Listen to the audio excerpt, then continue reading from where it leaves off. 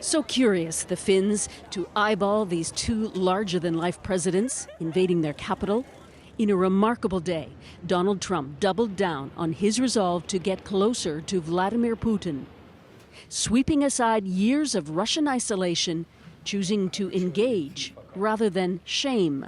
Our relationship has never been worse than it is now.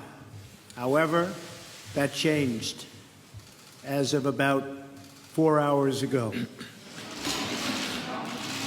In a private meeting over 2 hours and in public, the two shared compliments, deflected differences, and defended each other in the politically toxic issue of Russian interference in the U.S. election.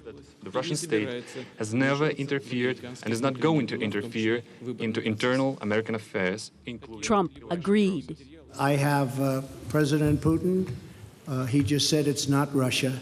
I will say this, I don't see any reason why it would be. Putting him squarely at odds with U.S. intelligence. The news conference was delayed briefly when the U.S. Secret Service sniffed out a journalist. Excuse me. Carrying a hand-scrawled sign against nuclear arms. They pulled him out under protest.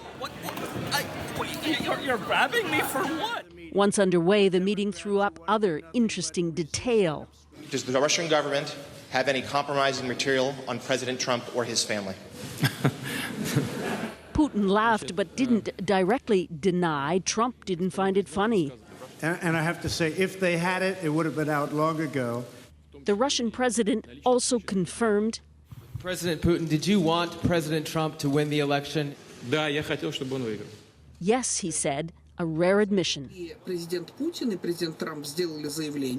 In Moscow, a journalist and Putin critic called it a Kremlin score. Donald Trump looked at me as a freshman in international politics.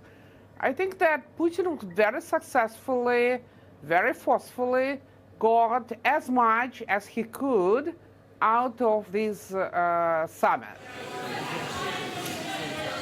Vladimir Putin left tonight saying he was grateful to Donald. Both presidents achieved what they came here for, that is to end the isolation and reopen diplomatic dialogue between Russia and the United States. Trump said this is the start. They will meet more often. What he didn't say is whether he could fend off the opposition and fallout back home. In a week of disrupting diplomacy, the president outdid himself here.